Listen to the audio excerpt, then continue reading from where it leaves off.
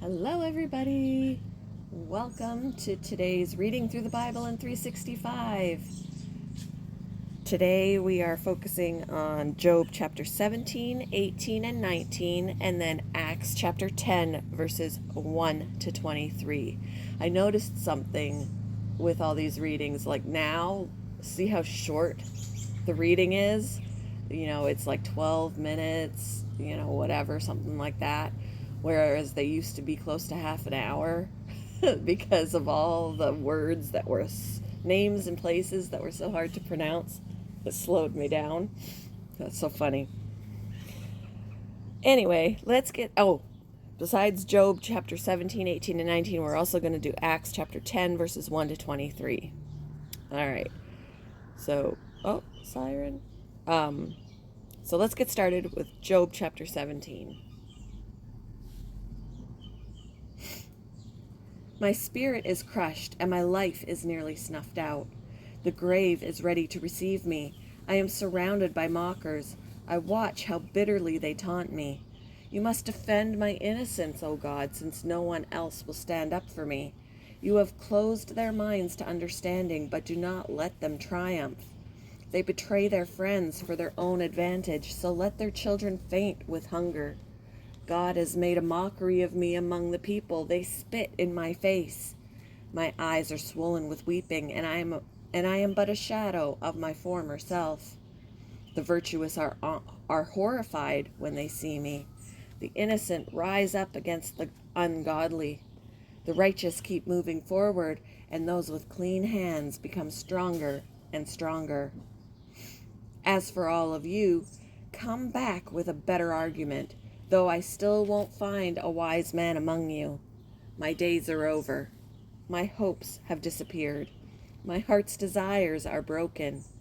These men say that night is day. They claim that the darkness is light.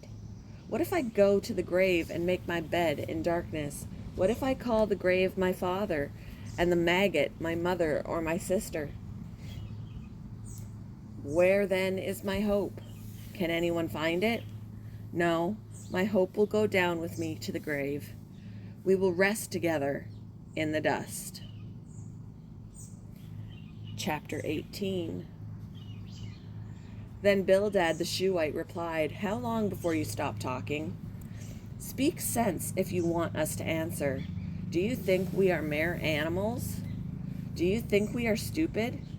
You may tear out your hair in anger, but will that destroy the earth? Will it make the rocks tremble?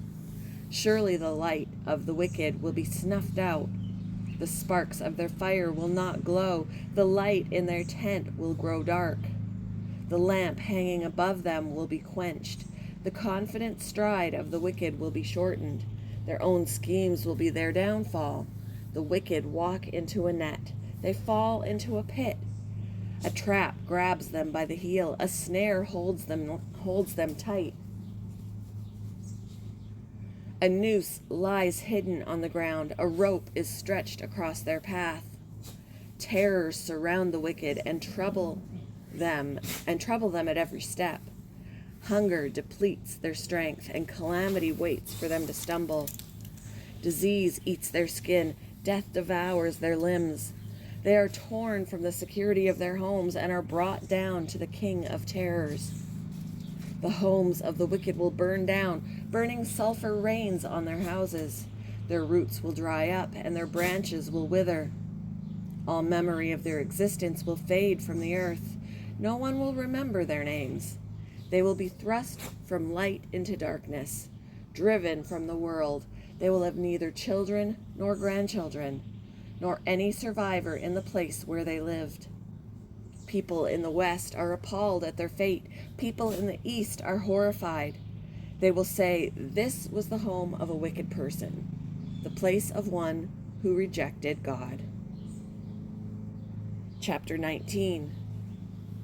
Of course, someone's mowing. Of course they are. Then Job spoke again. How long will you torture me? How long will you try to crush me with your words? You have already insulted me 10 times. You should be ashamed of treating me so badly. Even if I have sinned, that is my concern, not yours. You think you're better than I am, using my humiliation as evidence of my sin. But it is God who has wronged me, capturing me in his net. Cry out, help! I cry out, help! But no one answers me. I protest, but there is no justice. God has blocked my way so I cannot move. He has plunged my path into darkness. He has stripped me of my honor and removed the crown from my head. He has demolished me on every side, and I am finished. He has uprooted my hope like a fallen tree. His fury burns against me. He counts me as an enemy. His troops advance. They build up roads to attack me.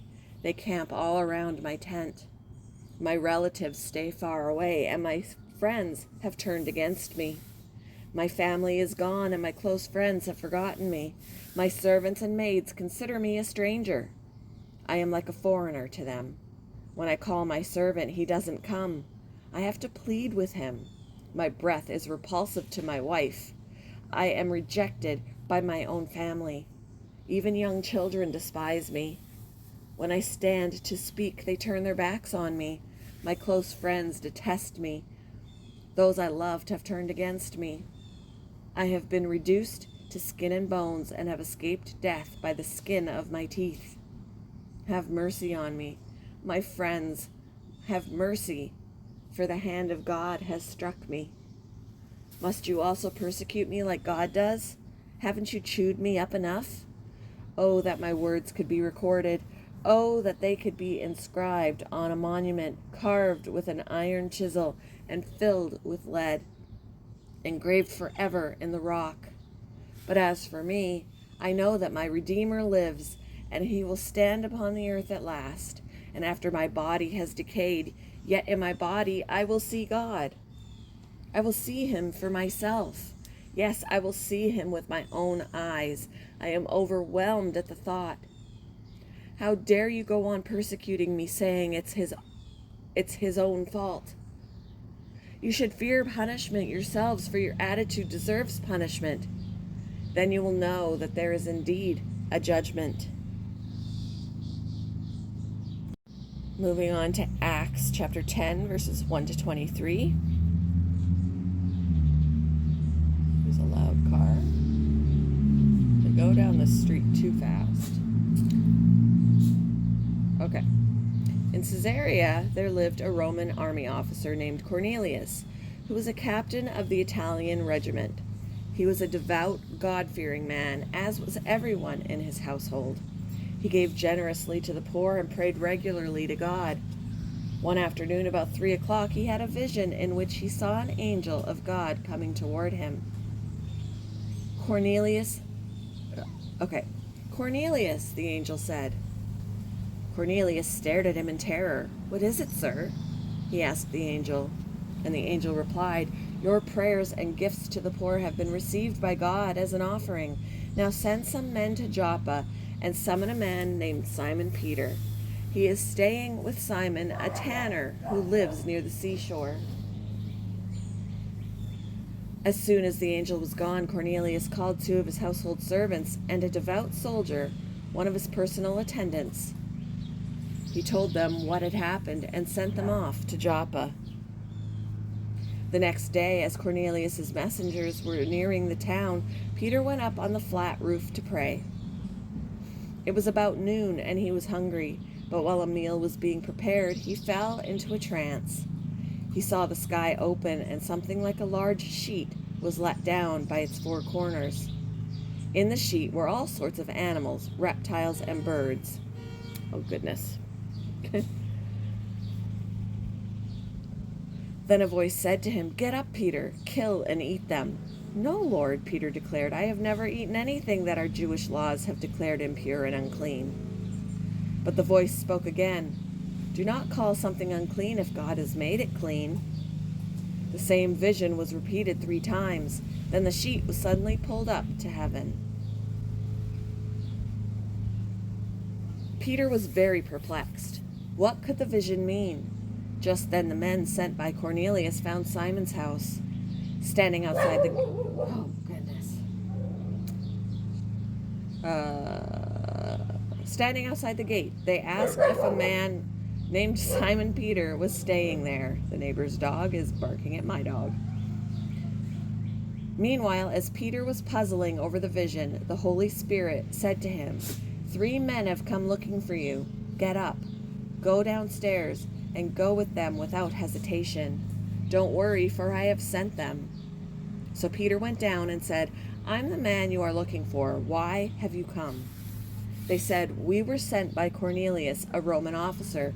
He is a devout and God-fearing man, well respected by all the Jews.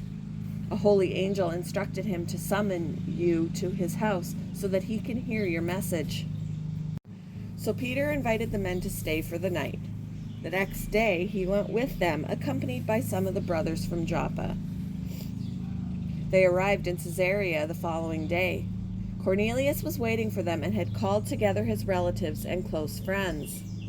As Peter entered his home, Cornelius fell at his feet and worshipped him. But Peter pulled him up and said, Stand up. I'm a human being just like you. So they talked together and went inside, where many others were assembled. I went too far. I read to 27 instead of 23, but that's okay. I hope you all have a very wonderful Friday. Thank you for joining me for today's reading through the Bible in 365. And I will see you in the next one, guys. Bye.